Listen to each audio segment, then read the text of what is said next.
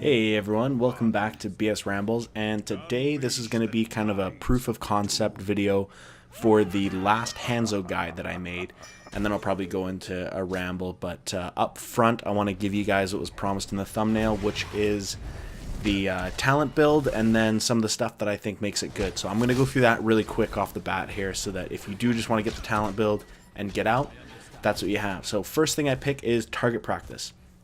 That's the quest where you have to hit every enemy hero with Stormbow. After hitting them all one time, you get 30% increased range, which is essential for this build. And then after hitting everyone 3 times, you get an extra 100 damage, which is another huge bump when you do get to that point.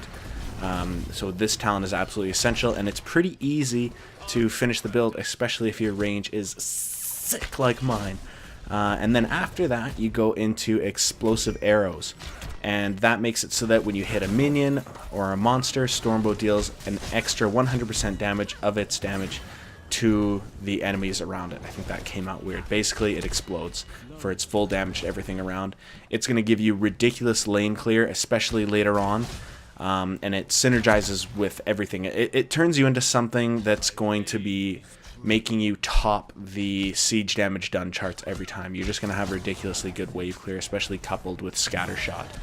At level 7, this is kind of a controversial pick. I've learned, because I never look at other people's builds in case they influence my own. I want to give you guys my original thoughts. Not to brag, but I have been called the Oracle before for predicting metas by my brother, who's not that good at the game. Anyway, so for this build, you either take the Dragon Hungers, which I take in this build, which stacks. You get 5% bonus spell power on Stormbow after hitting a hero for 10 seconds, stacking up to 20%. And you are going to be launching these Stormbows into team fights like crazy, especially with that increased range. And the explosive damage is always going to hit somebody. So that's good to take. If anyone on the other team does have shields, though, you're going to take the shield breaker arrows, because they're just ridiculously good. I think I don't have it up in front of me right now, but they increase the percentage damage you do to people who have shields. And the advantage from that is not only just from the percentage increase you get to dealing damage through shields, but it also, people change their playstyle when they think that they have a shield, when in actual fact they don't have a shield. So someone such as an Artanis might come in at low health because he's got that talent that gives him extra shield generation at low health, thinking that he's a lot tankier than he is, when in actual fact their shield pool is really just an illusion, giving them a false sense of security, because any one of your attacks is going to shred right through that shield. Now at level 10, we're going to take Dragon Strike, and you're going to see some good Dragon Strikes in this game. You can use it really well for zoning. If people are forced into a certain area, it's an amazing talent. If you have anyone on your team that has good control abilities, it's amazing talent. I've seen it work really well with Johanna. It's amazing if you have a Zarya on your team, especially at level 20, if she can get the increased duration on her ultimate. It works just like Overwatch. It's really beautiful. And it's just, you're going to get ridiculous value out of this ultimate. And this is the game that I posted a highlight from previously, called the Hanzo Dream, where on this map in the bottom lane there's a little tunnel area leading up to the keep tower, and it's an amazing spot to get Dragon Strike kills, because everyone's funneled in there. Another one that comes to mind is the top lane on Dragonshire going up to the keep. There's a little bridge there where everyone's stuck, and the width of Stormbow, or the width of Dragon Strike rather, almost exactly matches the width of the bridge. So you just get insane value in there if there's a team fight going on in there. Now at level 13, there's another kind of controversial pick that I do. I either take Ninja Assassin, which is the one where hitting heroes with Stormbow lowers natural agility's cooldown by 10 seconds, and hero takedowns reset its cooldown. Now this is good because you're going to be constantly hitting people with Stormbow. I mean, I think it's a 26-second cooldown on your natural agility, so you end up just being able to jump around a lot, and it's really good for spacing. But this game I took the other one, which is mounted archery, which means upon mounting you gain 20, I believe it's 30% additional movement speed for 5 seconds, and using natural agility instantly mounts you. And I love this one because you really only need, if you use it effectively, one hard reposition per team fight, and with that mounted archery you really do get a full repositioning reset on where you are. So you get a jump on your mount and you're gone. And if people lack an ability to keep up with you, which most characters can't keep up with that amount of mobility, because you're sustained after it, right? So you not only get the jump, plus an extra fast mount, plus you're on your mount going forward after that. So you can get away from literally anyone, and you can also reposition where you are in a team fight faster than really any other range character that I can think of other than Chromie with her teleport, but that's very predictable. At level 16, the build really starts to come together. This is the moment where you're going to start being able to clear lanes in one shot.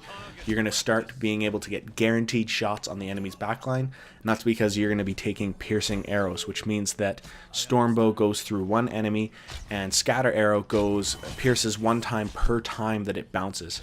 And this makes everything so much easier as Hanzo, because you're going to have that increased range from your level 1 quest and the increased damage. Now with the single pierce, you're going to be able to hit the enemy's backline through their tanks, regardless of where they're standing, and it honestly just becomes so overpowered. You're able to zone ranged characters from a range where you're out of the range of their front line. So you can be out of range of a frontline character while poking the enemy's backline, even if that's a ranged character. And it just puts so much pressure on the other team, and that makes Hanzo couple amazingly with heroes like Zeratul and Nova, because you're constantly going to have their backline walking around at 60% health even before a team fight starts, and it's ridiculously good. And then at level 20, things get really fun. You're going to take the Dragon Awakens, which makes it so hitting a hero with Stormbow, Scatter Arrow, or basic attacks reduce the cooldown of Dragon Strike by 5 seconds. And I like this one just because Dragon Strike is such a good ultimate. I honestly think it might be the best ultimate in the game right now. I wouldn't be surprised if it gets nerfed. Frankly, I can't believe that Hanzo hasn't been nerfed yet. The way that I've been playing him, I've been posting a 60% win rate with him. Like when things go wrong, it doesn't, and sorry, I'm kind of stumbling over my words here, but the games that I lose, I feel like aren't even the fault of the way that I play Hanzo, more just like bad team comps, silly mistakes. That was a very marginal Dragon Strike that you just saw there, but still the amount of output that you get from that, just the sheer amount of damage, and the fact that they have to scatter out of it immediately is just ridiculous. I believe at this point, yeah, there we go. So now I've got the increased range, and you're going to see me able to poke people really well. Now, I think I've talked enough about the build, and now I'm just going to go into what I usually do in these videos, which is why I have this channel to begin with, and that's just kind of blabbing about anything. So this weekend, I was out at our family farm, and we had my girlfriend's dog out there, which is this really loving, adorable 105-pound German Shepherd, and he's from a breeding stock that's from the police force in the. I almost told you guys where I lived. Almost. I bet all 2% of my female listeners are like, "Dang, I almost found out," because they for sure have crushes on me at this point. Those of you who came to the build video are probably like, "What the fuck is going on right now?" To be clear, typically what I do on this channel when I post gameplays is I'll just blab over it. Anyways, to continue with my story, so I'm out at the farm, and there's coyotes at the farm. But I'm not too worried because this dog is really well trained. But he only cares about his toys. So if you have his frisbee in your hand, he is the best trained dog you will ever see. He does not give a crap about treats or anything else. It's all about toys for him, right? So we've got his leash, we've got his frisbee. So I'm not too concerned about just like going for a walk through the wooded areas of the farm, through the hills at the farm. It's about 120 acres, this farm, right? And it's winter time, so there's just massive rolling hills of snow right now because we're way out deep in the countryside. That was a terrible Dragon Strike there. We're way deep out in the countryside. There's a lot of wildlife there, so it's particularly a lot of coyotes, and because the area is so flat, you can really hear them, right? Again, I'm not too concerned because I got this guy's toy, and this dog has a one-track mind where if he's dialed into one thing, it's all he cares about. I literally had sliced ham chunks in my pocket, and if he's got his frisbee, he won't even look at the ham chunks. I literally tried to jam it in his face. He sees it, and just says like, no, I don't have time for that shit right now, because he's dialed into his frisbee, right? Anyways, my dumb fuck little brother, first thing he does is whip the frisbee way out into the field, and we lose it in the snow because it's one of those aerobies. There's a perfectly flat disc, and it just slides right underneath the snow. I was like, of course this fucking kid loses the frisbee. That's just like what he does. This kid loses everything. So now I'm kind of concerned because we're out there, and without the frisbee, this dog's off the fucking rails. This is a rough play that you guys are about to see right here. When this happened, all I could think about was that freaking Dragon Strike that I wasted earlier. Because when you're contesting a point, Dragon Strike is freaking amazing. And then I was kind of torn at this point here whether I should be like focusing on this boss or helping the team fight, because the team fight's kind of going badly, but there's a chance we could swing it. I think I end up just maybe bailing on it and going and trying to get the boss. Yeah, that's what I'm gonna do. There's that melted agility. Where am I? Oh, so anyways, yeah, so we're at the farm. It's starting to get dark outside now, right? And now we start hearing coyotes off in the distance. And like I said, the sound carries. These things are like 5 kilometers away at least. But we're walking around, and it starts to get a little bit sketchy. Just because when you're out far away from your house in the dead of winter and it gets dark outside, it's a little nerve-wracking. Now, I personally am not concerned about coyotes at all for myself, but for this dog, who's cuter than anything, and now off the rails because his one device of control, that is that frisbee, is gone. So I'm severely concerned about him chasing coyote, because something known that coyotes do in our area is they'll send out a female coyote that's in heat to bait a dog, and they'll drag it away from its owner while there'll be a bunch of coyotes waiting. And there are dozens of dogs that go missing in my area. And I live in a big city, but dozens of dogs go missing in my area on a regular basis, and it's this method that they use, right? Because like no amount of an owner calling will drag a dog away from a full-out chase with a female coyote in heat, right? Something about those just makes these dogs go ballistic, whether it's a 10-pound Yorkie or a 105-pound German Shepherd. I don't want this thing to get eaten, right? And I'm not concerned for myself because coyotes are pretty little. I don't think they would ever try to attack a person. But if you run into their den gung-ho, I would be concerned with this dog. Even though he's a German Shepherd, he's like a city German Shepherd. And my girlfriend has turned him into the most giant pussy that you could ever turn a German Shepherd into. Like, he's got these big, sweet, bubbly eyes that he stares at you with. Like, he's just freaking adorable and so soft. You know, like, he's just soft to the bone. Like, there's certain breeds that are supposed to be tough, like a German Shepherd. Ooh, that there I would classify as a marginal Dragon Strike. I mean, it goes through and it kind of does like 20% damage to most of their team, right? But what it did do is it forces them to scatter, right? Like they had to completely divide and then regroup, and as a result, they're way out of position. We're able to press up on the mismatched team fight. Anyways, as I was saying, some dogs you can't train the tough out of, you know, like this German Shepherd, my girlfriend just like loved the toughness out of him. Even though his brothers and sisters are in the police force, this guy is softer than baby shit. But certain breeds, like a pit bull, for example, I feel like they're just hood to the bone. Like, I heard this story of a pit bull in California going into the vet, and he's all tattered up, like in horrible shape, near death. Like, he's ripped up in multiple areas. And when they asked what happened, apparently this dog had been attacked by a bunch of coyotes. 8 of them, actually, and they know that it was 8 coyotes because they went back to the site of the attack, and this freaking pit bull had killed all 8 coyotes. All 8.